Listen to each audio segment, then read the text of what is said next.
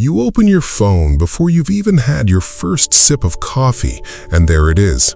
One message, one comment, one look from someone at work that just wasn't right, and suddenly the whole morning feels different, like somebody let the air out of it. Here's the thing nobody tells you about difficult people. It's not that you'll learn how to avoid them forever, because you won't. They'll keep showing up in one shape or another, at work, in family group chats, in line at the grocery store. What actually changes if you do this right isn't them, it's you, and how much rent-free space you let them live in inside your head. So stick with me for the next few minutes, because by the end of this, you're going to look at that comment, that person, that whole situation in a completely different light. Notice how one nasty comment can sit in your head for hours, but 10 compliments barely make it past breakfast. That's not weakness, that's just how brains work. They're wired to grab onto threat before they grab onto praise. Marcus Aurelius wrote something in his private notebook centuries ago that basically says when someone hates you or criticizes you, stop looking at the words and start looking at them. Get curious about what's actually going on inside that person. 9 times out of 10, you'll find fear or exhaustion or some old wound that has absolutely nothing to do with you. So here's a question worth sitting with. Are you letting somebody else's bad Tuesday become your bad Tuesday too? Because that's the trade a lot of us make without even noticing. Self-awareness is the starting point, and it works a lot like knowing you're allergic to something. Once you know it, you stop walking straight into it. There was an old fencing instructor, the kind of guy who'd been teaching for 40 years, who used to tell his students, the real skill isn't the attack, it's knowing the exact half-second to step aside. You don't need to win the exchange with a difficult person, you just need to not get hit. No anger required, no comeback, just a quiet, settled knowledge of who you are that nobody else gets to touch. Think about people like stars and black holes for a second. Stay with me here. Some people light up your path, they're the stars. Others just pull and pull until you've got nothing left, and those are your black holes. Now you can't outrun gravity, but you can choose your fuel. And the fuel that gets you clear of a black hole isn't anger, it's forgiveness. Not because they earned it, because carrying resentment around is like flying a ship dragging an anchor. Forgiveness cuts the chain. Memory, though, memory's your instrument panel. It's what tells you next time you see that particular pattern of behavior, steer 12 degrees left. You're not supposed to forget what hurt you, you're supposed to learn its shape so you recognize it early next time.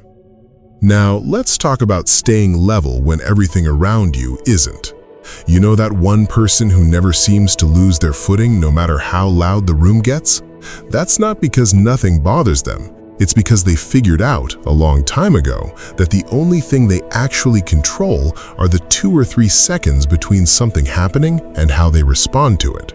That gap is everything. Live in that gap for a moment before you react, and you'll notice most of what felt urgent wasn't. And that same calm is what lets you set an actual boundary, not a wall, a boundary. Picture your energy like water in a place where water is scarce. You wouldn't hand a cup of it to just anyone who asked. You'd think about who's using it to grow something and who's just letting it evaporate in the sun for nothing. Saying, "Here's where I stop giving," isn't cold, it's just responsible. You're allowed to close a gate. That's not rudeness, it's just knowing what your piece is worth. There's another piece to this that people don't talk about enough, and it's the idea of energy as a resource you actually get to manage on purpose. Think of your energy like the fuel in a car. You get to choose what you put in the tank.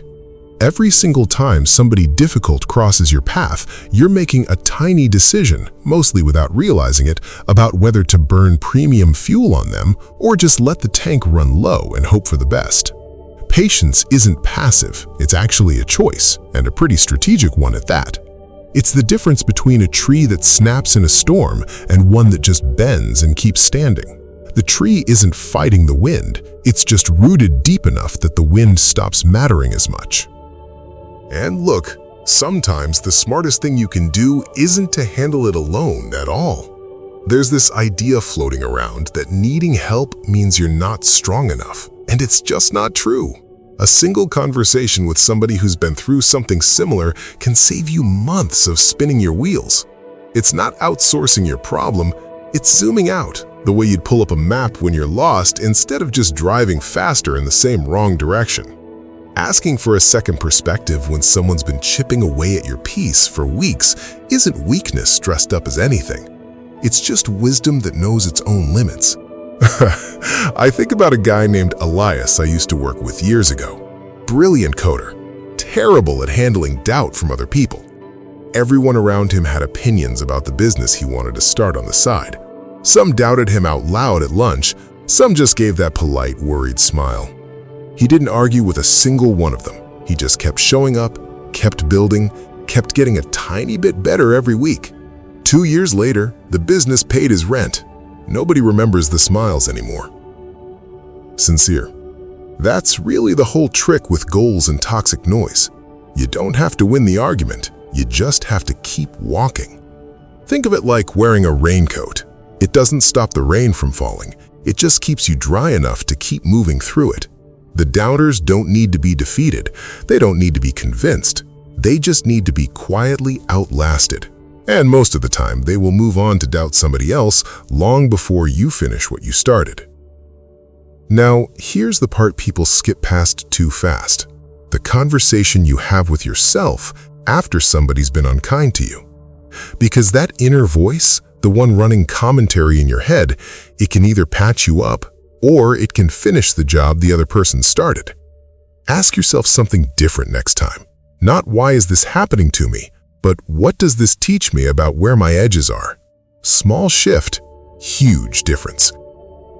Picture their words as arrows and picture your own sense of self-worth as the shield. The arrow can still be thrown, it just can't land if the shield's actually up. And that shield isn't built in a single day. It gets built one small, honest conversation with yourself every time you catch the old script running and swap it out for a better question.